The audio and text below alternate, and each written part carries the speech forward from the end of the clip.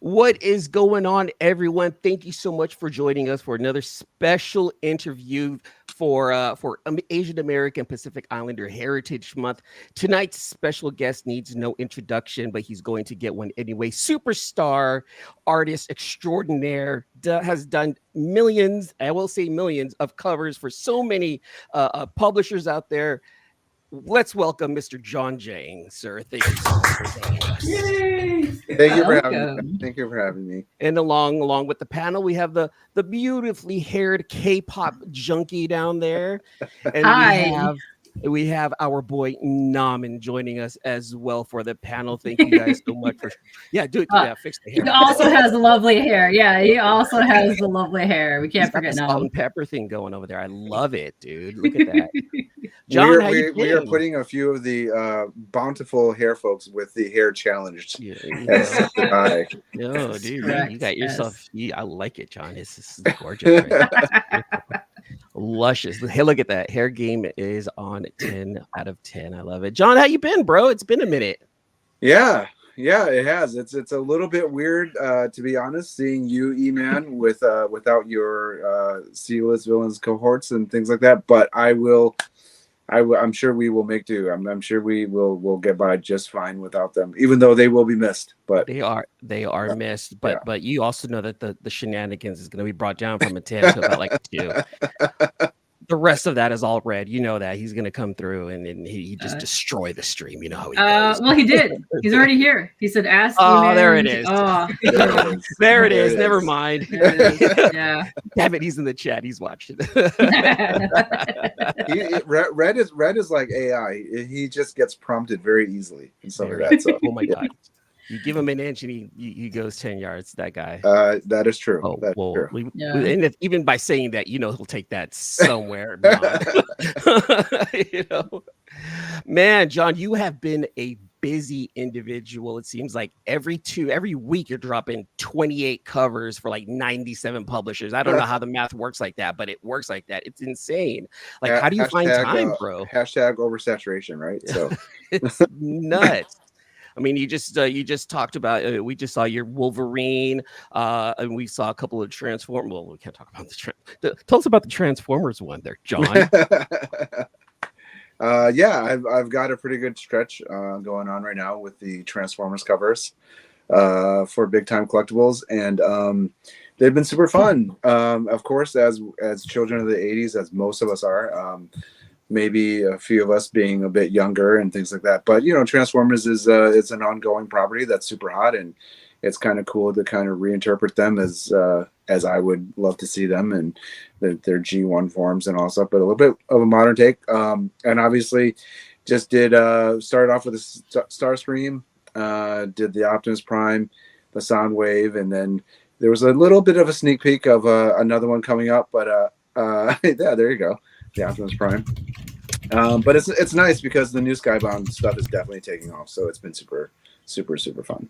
Have you been reading it by any chance, or are you just kind of just breezing through them? I've been reading it a little bit. My schedule doesn't permit too much time to read stuff or consume any other things in life other than doing work. But I've been reading a little bit, and it's fantastic. It is really.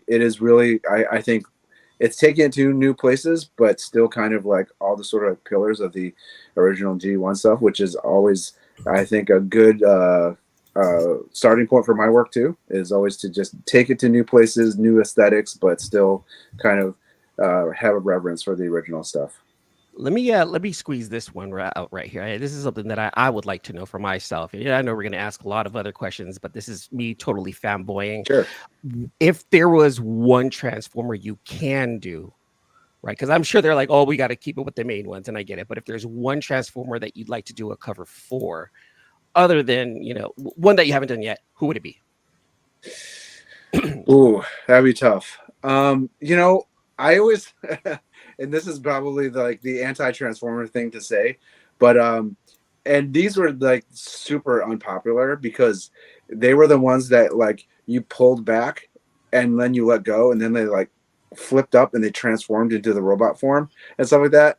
I can't even remember their names, but I really loved those growing up, and they're just like these weird, unusual looking vehicle forms, and I like and again, it was just like a stretch to be turned into a robot, right? But I love those. So if I could probably do one of those, I'd probably do it. Like I'd be the only one buying that cover, to be honest. So Those were funny because you pulled them back, you let them go, they would move, and then they would hop, and they were like folded in half, right? And they would hop, and then they would, I'm here. like it would be great if you like it'd be great whenever you pull them back and it would stick the landing. Do you know what I mean? Like that's always like the cool aspect of that. And to me, like there's some degree of like still playing with and transforming them to yourselves and all stuff. Like I'm really not down for like those new like, and again, this is just a personal thing. If you have it, or this is nothing against Robosun and all that stuff, but like the self-transforming Optimus Prime and Megatron, like that kind of is like anti-Transformers in my opinion. But hey, that's just my opinion. Whoa. Iron Man attacked you, man. I'll kick him in the balls for you. This is the shoddy set decoration that's going on here. It looks fabulous. It looks fabulous. Iron Man trying to attack the Transformer figure. Yes. That's what's happening. Eman is secretly behind you, knocking down everything that's not Transformers. This is what's happening. This right here, this is a green screen. We're not in my garage. I'm literally outside John's window right now. I know. Knocking shit over, Unprompted, he's outside my door. All stuff said. I believe it. Yeah. Be like that Mervin's commercial. Open. John, with it being Asian Pacific Islander Heritage Month, we definitely want to touch a little bit on your heritage. We definitely want to know a little bit more about your background as being one of the premier Asian artists out in the world. I mean, you're up there with Alan Kwa and Stan or Art Germ. Like you're up there, bro. So, what does Asian American Pacific Islander Heritage Month mean to you as an artist in this, in this world? First, very humbled, but still honored to be mentioned among those guys, but definitely nowhere near, their skill level. But again, thank you. So I guess my background is I am Chinese, but I was born in Vietnam, and then we immigrated here when I was quite young to the United States.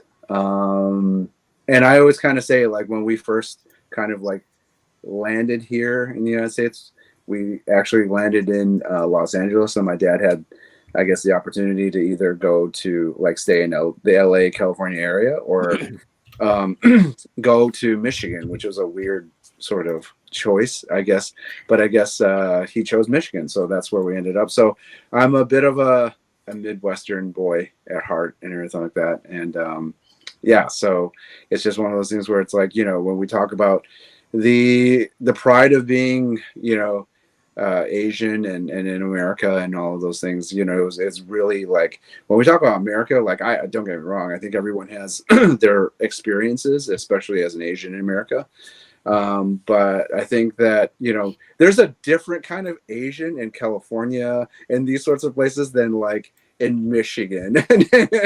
You know what I'm saying? Like it's a different kind of America that we're experiencing here. And, and that's what's great though. It's as we all kind of like to say, it's the sort of all-encompassing melting pot and all the various experiences, the wide variety of all of that kind of builds up and makes us, the great country that we are and stuff like that. So, I grew up in the Midwest. I went to school a little bit more east in Pennsylvania. And then I soon after went back to live in Michigan for a couple years. But I've been now living in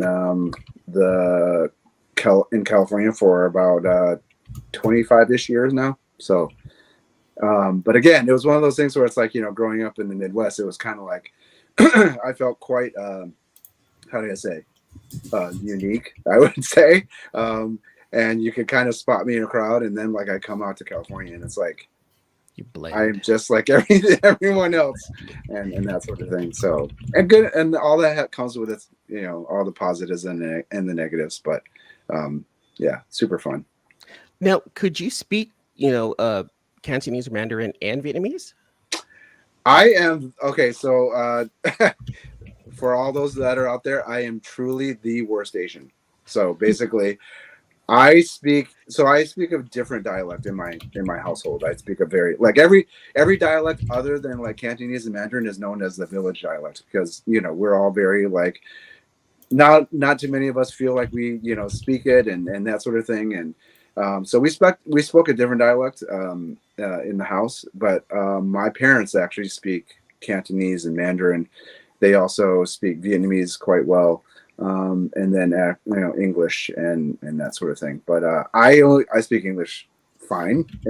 Some would say not so great sometimes, and I speak a little bit of the dialect that we speak at home, but not much, just enough to do a lot of damage and so of that. So, and I understand a bit of Cantonese, less Mandarin, to be completely honest. So if you go to China, you'll be able to make it through. Like, where's the bathroom? Let me order this. I would like to think so. I did go back to China one time for a vacation, and it was a lot of like passing around like notes that the hotel concierge would leave for us and stuff like that. NammaN, you have any questions for John? You say you grew up in Midwest? Yeah. So is it Michigan part of Midwest? I'm just wondering. What, Sometimes Michigan? we consider it, yes. Huh? Yeah, it's part of the Eastern time zone, but I think it's still considered kind of like the Ohio, Midwest, Indiana sort of area and that sort of thing. But yeah, weirdly enough, the reason why we landed there is because a lot of the churches in that sort of area were kind of like helping the sort of like Vietnamese refugee sort of situation and things like that. And a big part of it is because Gerald R. Ford is from Grand Rapids, which he encouraged a lot of the churches to do so. And he was the president at the time that I came over and that sort of thing, which is kind of starting. I came What's over. that? That's about the same time I came over. I grew up in Oklahoma, so I Okay, thought that was a Midwest, but that is very Midwest. You grew up in Oklahoma? There's levels to this, and that is the next level of Midwest right there. Okay. Okay, that's why I could take that Michigan trying to take the Midwest. We don't necessarily consider ourselves Midwest. We get lumped into the Midwest somehow. I think we're more South Canadian than anything. Yeah, it's weird because we actually have we have very close geographical ties to Canada and things like that too. A little bit of East Coasters, so we're kind of like and then because we're the Great Lakes, we're kind of like more of a destination city rather than a pass through sort of state, rather than a destination state. So yeah. So the Kansas, anything above Nebraska is not Midwest because we all pass through and we have to sort of stick together, Strength in numbers for sure.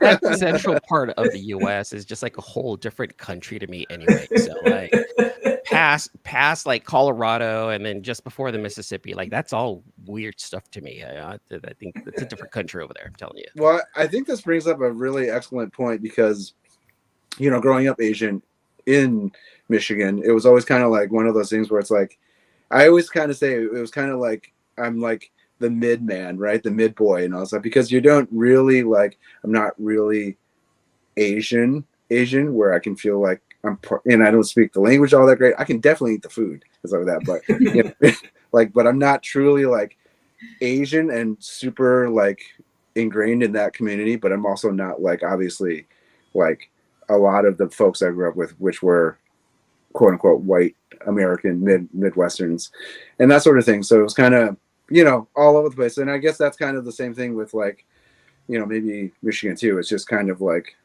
all over the place. We're kind of in between and some of that, which is, I think great because a lot of different experiences kind of just converge. Yep. We have a huge melting pot of cultures here in Michigan because we got the border, and then a lot of people for whatever reason. Because when my family came over, they came over from Italy, and then some stopped in like Toronto area, and then the rest came to Detroit. So I don't know why they ended up doing that, but that's what they did when they came here. I think I don't know if it's still the case, but I think speaking of Asians and also too, I think Detroit has like the largest Middle Eastern community outside of the Middle East, so like that. So yeah. Katie, you have any questions for our guest? I was just hold on. Let me ask because I know we're limited on time, so Mhm. I give you crap all the time. It's messenger, so I want to highlight some of the Is that questions. you? Is that you? That is me. That is me. I believe I gave you lots of crap this year because you have the most abs and toe covers of the year, and I did give you Tootsie Cover of the Year award for Oh, 2024. I love it. I love it. I love I it. did give that, but I want to highlight some of the questions here because I know we are super limited. Sure. Joe, what's it like being the leader of a gang? Hashtag gang First of all, gang. I was appointed. I'm like a figurehead. I have no power at all. So Ah, okay. You're like the Don that's up top that like just walks around. Everybody knows he's the boss, but doesn't do all the Yeah. stuff.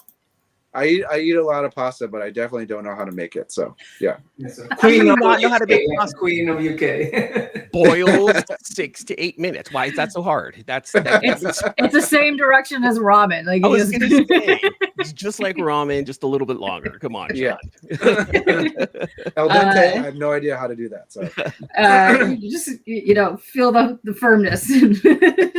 Basically. Man, thank God Red isn't here because he would just take oh my all god, of that you right Listen, there. all over if- that one. That would be a 4-hour stream if we would keep going with all this stuff, but I know we don't have time for that. But so you're going to be coming up to Heroes Con, and we have a massive gallery of our YouTube friends Awesome. Cool. that are going to be going to Heroes.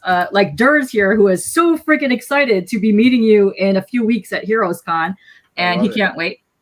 As well, Vogs is going to be going. He says he wants to get some stuff signed from you I'll be at there. Heroes I'll be Con. there. You were going to be Does there. everyone know how the story of Heroes transpired? No, please tell Ooh. us. So Story. I had actually been to Heroes before because I used to only do sort of like art prints and things like that. But, I actually obviously as like, recently and all the cover work that I've done and things like that, like, I guess my sort of like presence and business model has kind of changed and things like that. And I did okay that year that I went to Heroes. Not great, but I did fine. So I didn't really think about going back really ever. But anyways, I posted my my first quarter sort of like con schedule, and everyone was like, "What the heck? Why aren't you going to Heroes?" And also because Heroes is, obviously such a concentration of like working professionals in the comic book industry and things like that. So and artists and that sort of thing. And so I was like, well, I've been thinking about going back, but what do you guys think? And everyone's like, yes, you should go. And I was like, well, tag me and tag the show and let's see what happens and all that stuff. And then like within like minutes, I'd gotten a message from Heroes and like, so I hear they were like, we're supposed to like invite you to the show and all that stuff. So proof in fan power for sure. Yeah. Wow. You definitely have a huge following, my friend. We're gonna have at least over 50 YouTubers just from within the community that I know. 50 YouTubers on Heroes Con. Okay. So everybody's gonna be going out there, camera going, "It's the John Giang right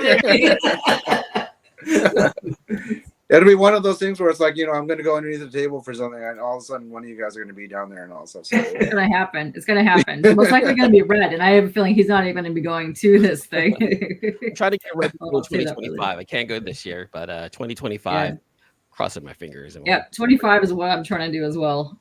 Eman, have you been to the show? Never. That's on the East Coast, man. I don't business over there. Oh, snap! I know that us West Coasters are like a little bit weary about kind of going that far east and all stuff, but I gotta say, like, not trying to be whatever, but like the East Coast sort of like comic book fervor is like it's intense out there. For sure.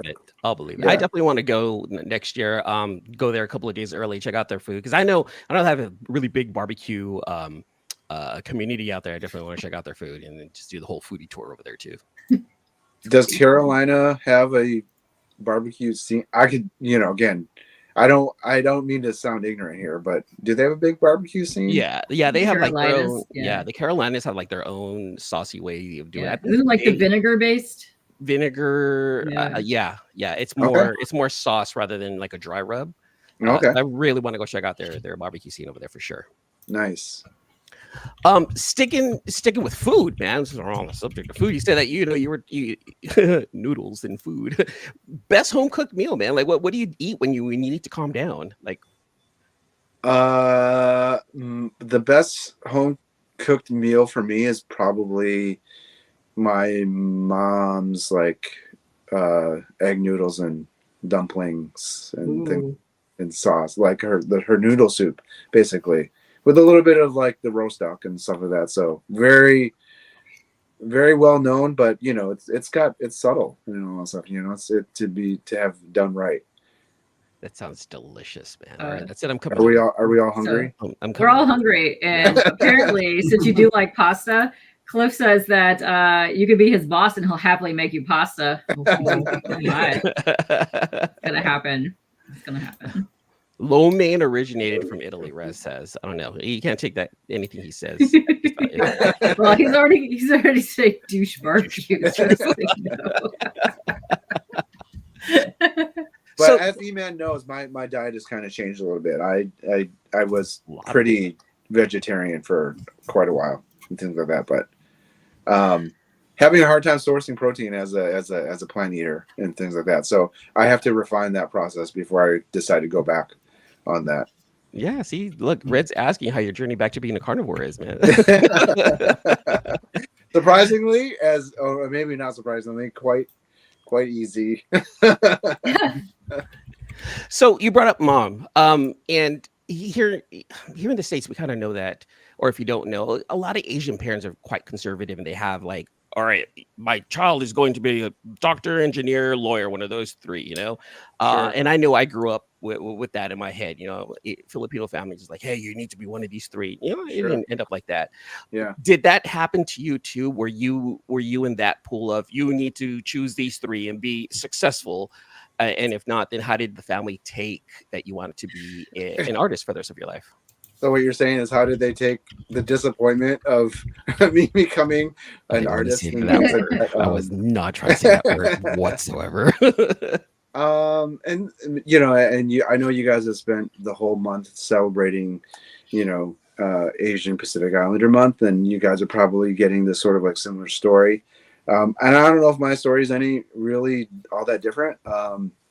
But as an Asian, and I think also because of the fact that my parents were also boat people, so they, took great risk to get here. It wasn't one of those things where they just kind of flew over here and things like that. It was, on a 20-foot rickety wooden boat, trying to get through waters that were like, when we say pirates, people on the ocean, open ocean and things like that. And that sort of dangerous sort of environment, surviving all that, then going to, various refugee camps and things like that, and trying to survive that and not having a lot of like food and things like that. I guess the story is that there was a couple times when I had almost like died on the way here and stuff like that.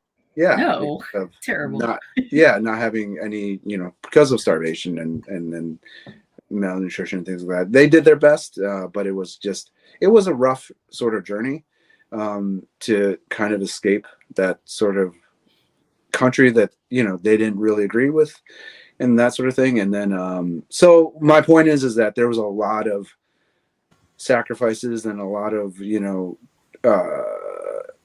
just sort of concerned about what my future would be like, but I think ultimately too, and they wanted all those things too, like a very secure sort of life for me, as we all know, obviously they think doctor, lawyer, engineer, all of those things are going to provide the life that it would, and again I think financially and all those things that would, but also too, I think they also realized that coming here, it was to provide me the opportunity to choose, right?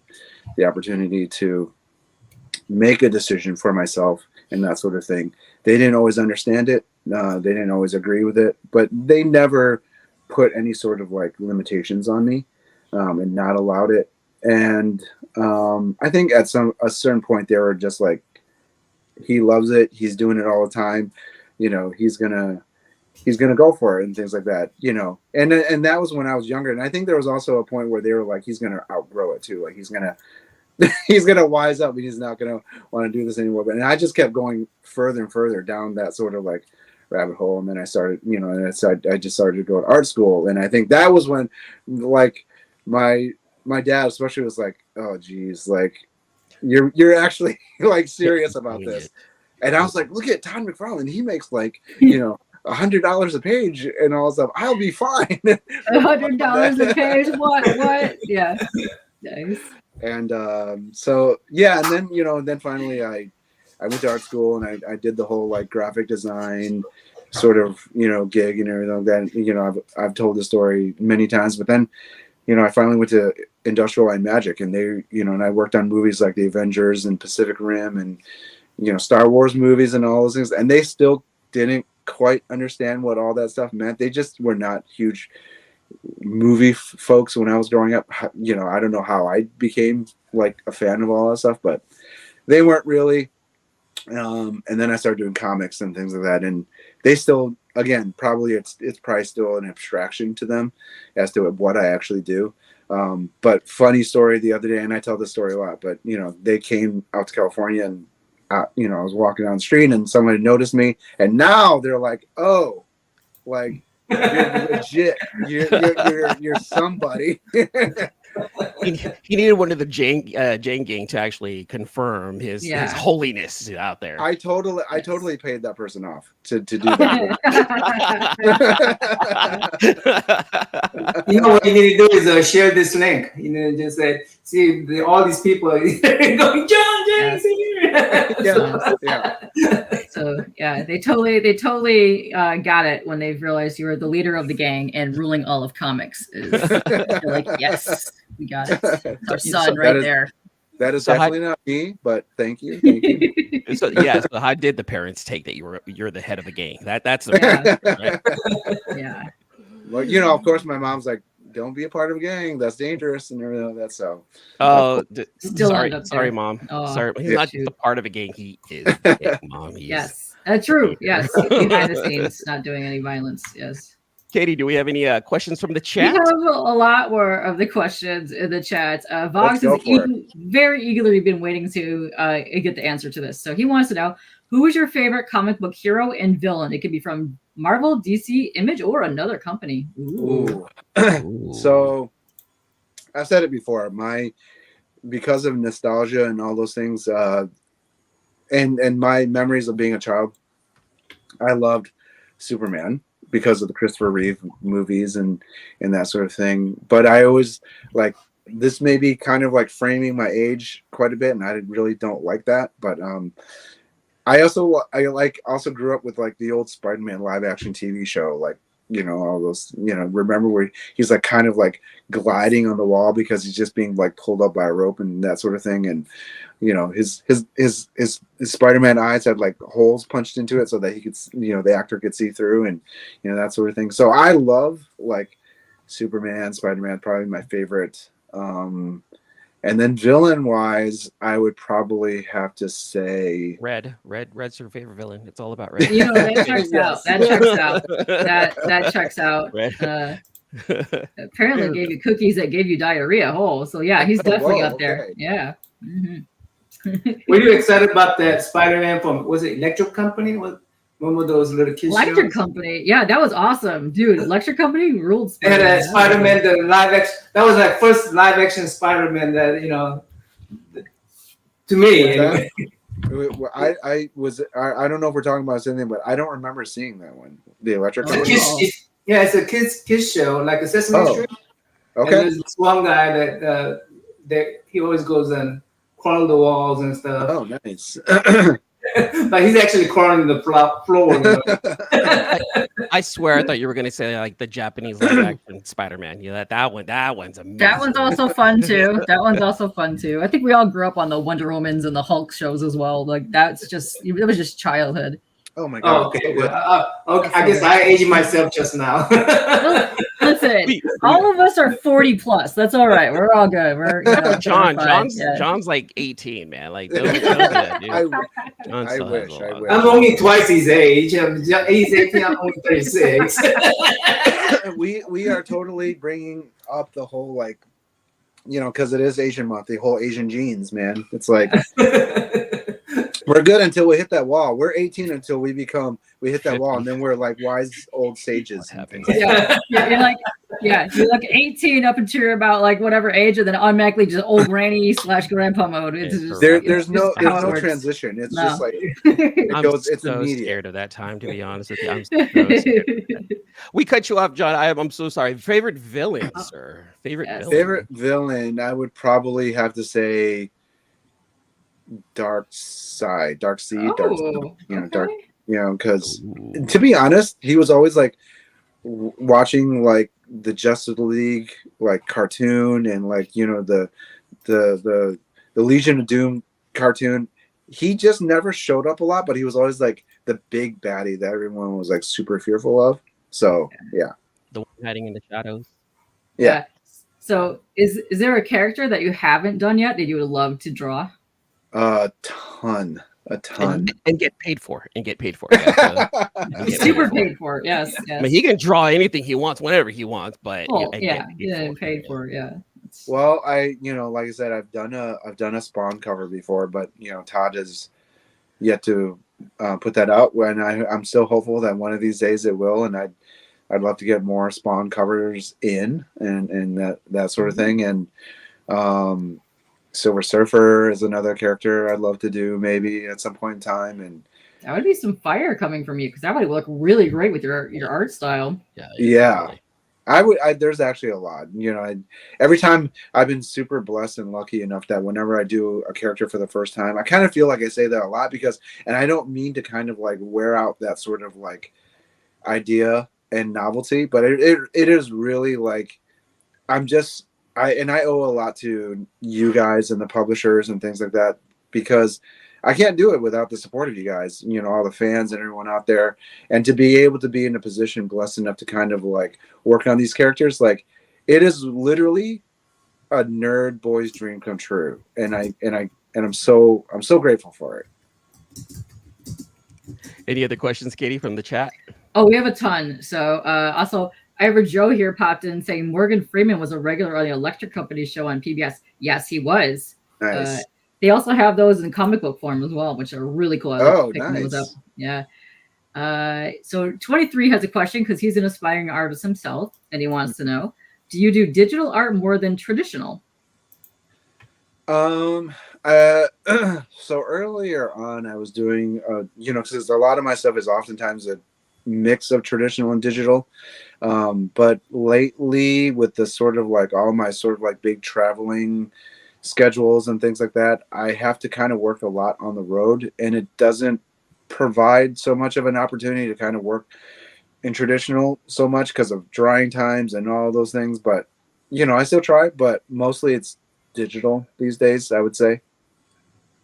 Very nice. Very nice. Yeah, you have a really nice style, because we got into that when we were at Motor City. We got into your process, which I thought was fascinating. And I like how you were explaining how you did the traditional, then move it to the digital. That's fun for me, because I love hearing about chats. I think that's always the best sort of like to kind of flip back and forth between the two kind of yields the best results. It's just one of those things where it's like, you know, now it's becoming a bit of and I have like one cover right after another, one piece right after another. Like it just is so quick now these days that I just have to kind of like find logistically the best sort of methods to kind of get them done without losing a lot of like quality and artistry and all those things. Sure. Is there, if you ever have some free time, which I hardly doubt you will do because you're so in demand, would you ever want to do a book covers and interiors? Just get something out there. I would love to. I honestly would. I get asked that question a lot. But I would have to find, again, that sort of like I would have to find a style that because I think my covers generally are quite like high render, intensely rendered sort of style. And I would have to find a style that was in the interior that matched it, but still was kind of like not gonna like kill me to do. We've talked about the whole like, you know, certain artists just disappearing forever because they decided to do interiors, and I don't want to disappear. So Yeah, I highly doubt you're going to be disappearing for a long time because, as you can see, the dudes love you in the chat. They are super, super team I love over it. here. I'm very Uh, lucky. yes. So Tate actually has another art question. This is really cool. What was the catalyst for jumping into your style that you have now, which is kind of like the 3D effect type thing? Where did it come from? He loves your style. It's very unique. It's always I think I've said it before, like, and I think this goes back to the whole like, you know, being Asian Pacific Islander month too, and various other cultures and you know, nationalities, ethnicities, all those things that kind of make up what is so great about America, is because just like with many things, I absorbed so much as a kid. Like, again, cinema with like um, the Superman movies, all the sort of the Batman movie, you know, the growing up and that sort of thing. So I loved movies, I loved animation, and I loved, you know, street art, and I loved, you know, I love Renaissance art. I loved traditional historical, you know, art history sort of stuff too. So all that stuff kind of amalgamates into my style, right? Where I'm trying to create like these sort of like high rendered sort of like forms, but I really love the sort of like graphic design and sort of cut out shapes of like bright coloring and all those things too. So I try to throw it all together, and, you know, hopefully it comes out with something that's cool at the end of the day. You brought up art history right there. Who are some of the artists from the past that you take a lot of influence from? You know, especially if they're outside of the comic realm. So I used to like love a lot of the American illustrators. Like the few that kind of stand out to me are like Sargent and like Leyendecker and that sort of thing. You know, obviously like Norman Rockwell too, kind of like helping, you know, the way that he tells the story through his images and that sort of thing. But, you know, again, all of that stuff too was such a great way to kind of visualize different styles and in different ways, and kind of like toss that all together and that sort of stuff. If you could sit down with any one of those artists, you know, and have a conversation about art, you know, who would it be? It would probably be Leyendecker, just because his style is again just what I was saying too. There's just these sort of like really graphic, strong shapes and compositions, but there's also like parts in the compositions that are very like rendered and very like, you know, voluminous and that sort of thing, and they're not these sort of like, you know, cut out sort of shapes, and it's just great stuff. And, you know, as well as like filmmakers and architects and all those things. I went to school not too far away from Falling Water, the Frank Lloyd Wright, you know, very famous, you know, Ooh, house. yeah. And yeah, and just that sort of stuff. It's all very, you know, it just feeds my aesthetic. So I'm getting very artsy here. No, we could get full on artsy because we did this at Motor City. We were got full into art and this is having busy there. But one of my favorite things is Alphonse Mucha. So when people like do an homage to him, I have to go and grab any of those covers that I see. And I love to see when people do anything that homages like the old style of art into a comic book. And that is so refreshing and fun because it's also educating the people now about the art of the past. And I think that's amazing. Yeah. And he was one of those that, again, because I learned graphic design, his framework around his figures and all that stuff was very graphic design. Even his drapery was very graphic design. Yeah. His hair was very graphic design. His hair, you know, rendering, as well as hair. Yes, there you go. We bring it back to hair. We did. Yeah. That was the plan from the start. Katie's campaigning for best hair for the CBC Awards. What? That's That's you. You're campaigning for this. I'm just giving you crap every single time you bring it up. So, why. John, your style, of course, is well known. Everyone knows it, and everyone sees it, and they know that's a John Giang piece. Oh, this is a fine John Giang piece right here. However, the one that stands out of all of your pieces has to be that Usagi Yojimbo that you did a few years Oh. back. Yeah. Are we going to see any more of that? Because a lot of and I'll say it like this: a lot of your fans truly enjoyed that. It was refreshing to see. So, will we see any more of that in the future? Yeah, I think as I'm kind of like doing a lot of these covers, and that sort of thing, you can kind of like I like to think like I do have a style. I think I have an overarching style. I think, but then I also think maybe I don't. So I'm quite surprised whenever people are like, well, you can always kind of tell when John does a piece. So, but I'm always trying to I always try to do different things every so often and that sort of thing. So if it's not necessarily the watercolor style of the Usagi Yojimbo, I'm definitely going to try different things and try to blend them in and amalgamate them even more. And maybe one certain style, like as you guys see or saw, the sort of like negative space sort of style, we're probably seeing hopefully some more of that, as well as the more like high rendered style of the Wolverine and that sort of thing too. So I think also too, maybe this is kind of part and parcel with what a lot of artists say and stuff like that. But you know, it's true. It's you're trying to get a vibe of the character or the story or whatever you're trying to convey in that character on that cover, and then I think that allows it to maybe determine a bit of a style, because I don't want to just do a style for style's sake. Just like the Usagi Yojimbo, I felt like the Sumi-E style felt like it fit the character quite well. You know what I mean? So And it was I think, fantastic. It was absolutely yeah, fantastic.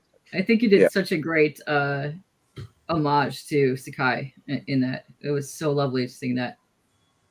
scariest cover I've ever done for sure. And and you say it was a nice homage to Stan to his style, but I really it was nerve wracking because it wasn't what I had shown them originally that I was gonna do, and it was 0 Hour on that cover, and as well as much as I loved kind of like honoring what Stan has done, I really felt like it wasn't representative of Stan's style either, which is okay, right? But I didn't want to I didn't want it to be offensive to anybody, right? In terms of like, or kind of like so different that it didn't feel. I didn't want.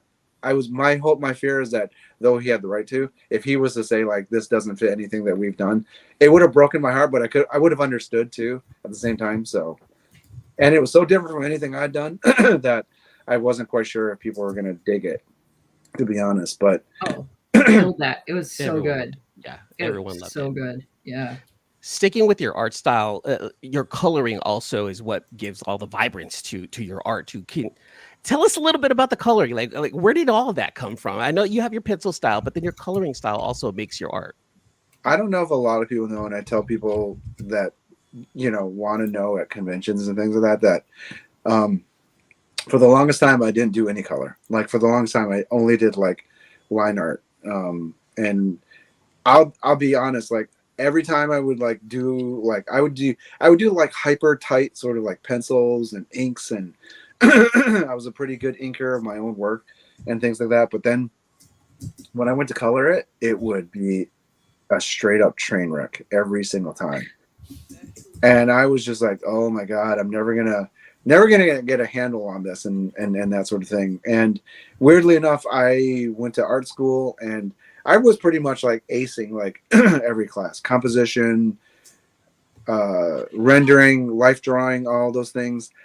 But when it came to color theory, that was the one class I got a B in. And I was like, I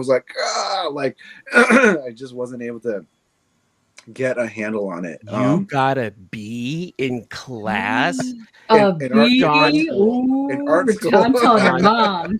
John, you're Asian, not Bayesian. What's Yes, going I on know. here? What? Oh, That's the Asian in me coming out for sure.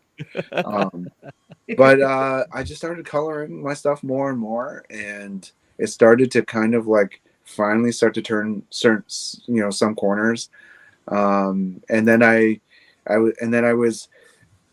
was also like handing stuff off to other folks, and it wasn't quite turning out to be like my vision and that sort of thing. But yeah, ultimately I just kept doing it, and I guess I got a little better at it, and I guess it's become a bit of my trademark. I think now these days. we only have about 15 minutes with John here. NammaN, do you have any questions for him? No, I'm really looking forward to seeing you at the Heroes Con. Yeah, That's I'm looking forward to seeing you guys too. yeah. There's gonna be tons and tons of people. There's gonna be. I just want to give you a little heads up on there's C3 event going on. It's called Comic Curing Cancer. Yeah, We organize that. And the whole community of the people is going over there to celebrate that, and then we're gonna, and I'm sure a lot of people from that group is gonna come and see you. that's awesome. It's hopefully, yeah, it would be a great event because I'm gonna guess about 100 YouTubers gonna go over there. Yeah, it was like 50 to 60, I think, last year. So Like this year, I think legit. they're going to top that big time. And Legit. half the guys in the chat are actually going to go to Hero, so they're definitely going to be hitting you up. But I mean, And the they're other all half are here on the West because Coast.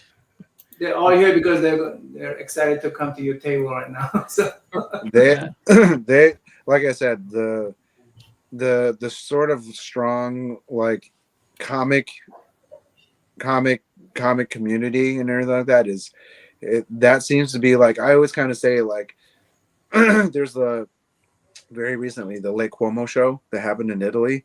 yes. It's like the Heroes show in Charlotte is like our like Lake Como without the beautiful lake and everything like that. But you know what I mean? Like the comic community is like they turn out in force for that show for sure, and all the creators that show up too. And the fact that it's such a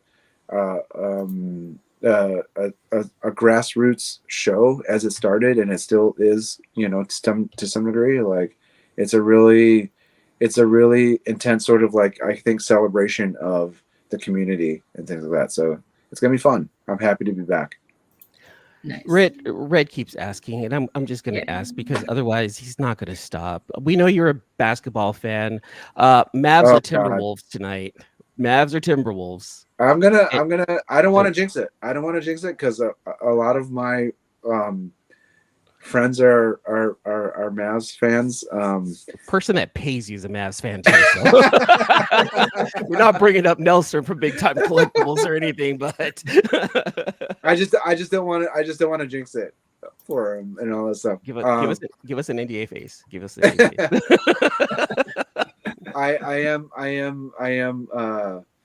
I totally like, and I don't want to jinx it, but I did totally think like the Timberwolves had the series. Not that I was rooting for them, but they were so young and also. But I think they're sort of like inexperience is kind of showing through, and their ability to kind of like moderate their energy, I would say, through the entirety of the playoffs, and I think it's starting to show, as well as I would say some suspect coaching. But hey, that's just my layman's observation.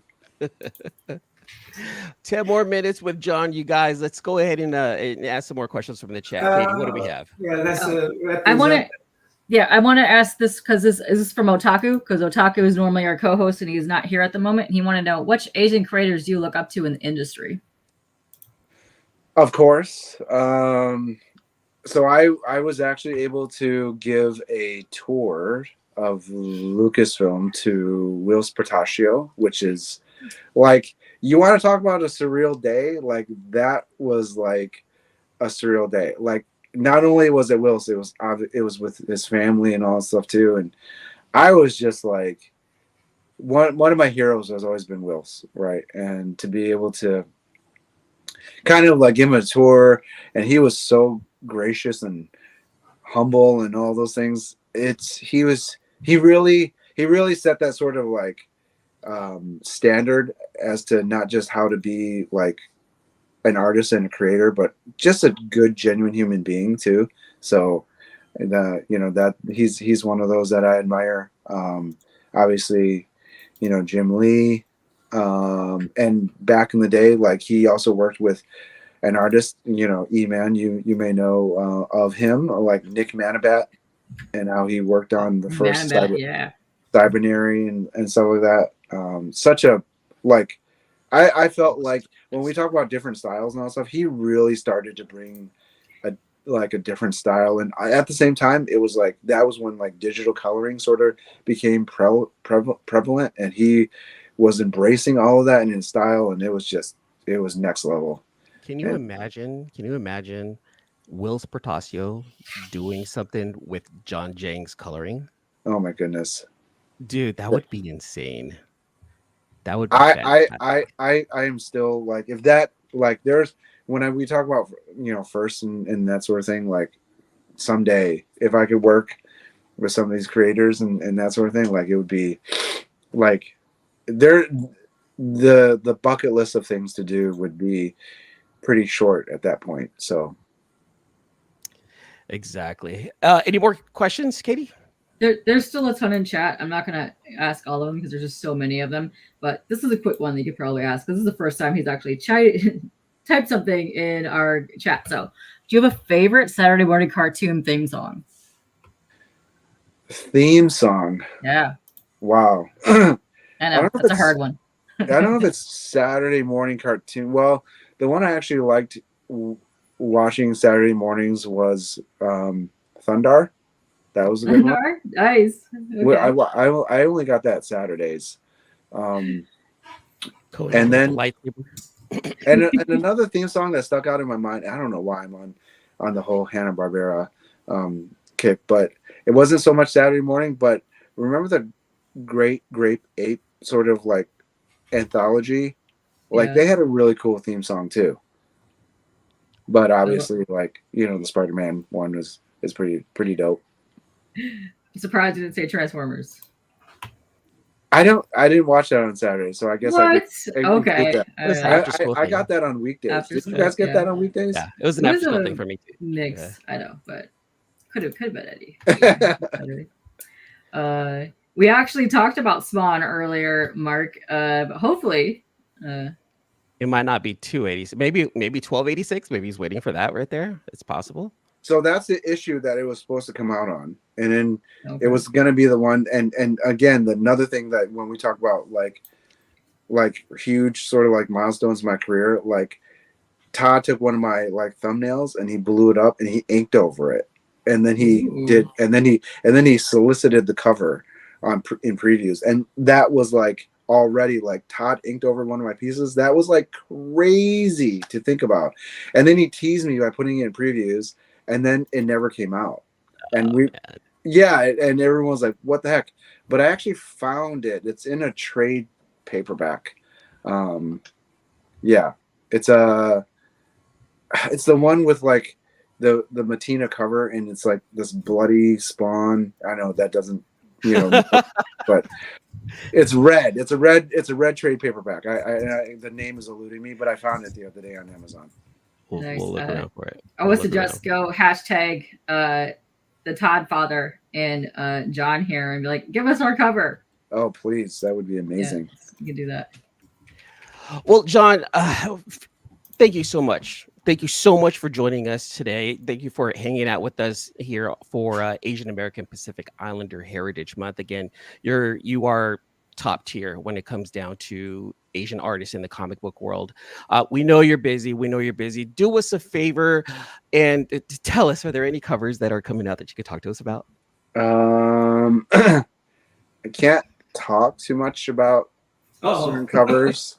I know that coming up we have the Dallas Fan Expo, and we'll be dropping a few exclusives there that are going to be pretty dope. Coming up for San Diego, we're going to be dropping a bunch, as well as a thing I did for Hasbro, which is going to be one of their exclusives, which is going to be really awesome. And I'm going to be doing a panel there with Hasbro and all stuff too. And yeah, that's just kind of like the tip of the iceberg of stuff that's coming out. Is that another GI Joe figure? I can't say. That NDA NDA face, That NDA face, right there. John, let everyone know how they can find you on the social medias, my friend. Find me at John Giang Art on Instagram. Find me if you just also do a search for my name, John Giang, Giang. You'll find me on all the socials, as well as my website, which I hardly ever update, as you guys may know. Yes. That's a resounding. You are very bad at updating. I need to find like technology that helps me like just update everything at once. And I think that I find it, and then like things are always broken. Like they don't completely update everything at the same time and perfectly. But yes, so www.orbitalharvest.com. And come see me at the next few cons and everything like that. I'll be at Dallas. I'll be at Denver. Heroes, as we talked about. And San Diego coming up as well. Can't wait. Anyone, we can't wait. Everyone's waiting for you at Heroes and all the other places, so we can't wait. I can't wait for you guys. All right, well, so. to everyone in the chat, thank you guys so much for joining and asking all those fantastic questions. Katie, thank you so much for moderating. NammaN, thank you so much for being here. And John, especially to you, thank you so much for joining here tonight, you guys. And of course, you can find all of us on our social medias. And thanks a lot, everyone. We'll talk to you guys soon. I'm glad I finally made it. Thank you, guys. Yeah. Thank you. Bye. It's been fun. Bye, guys. Oh, wait.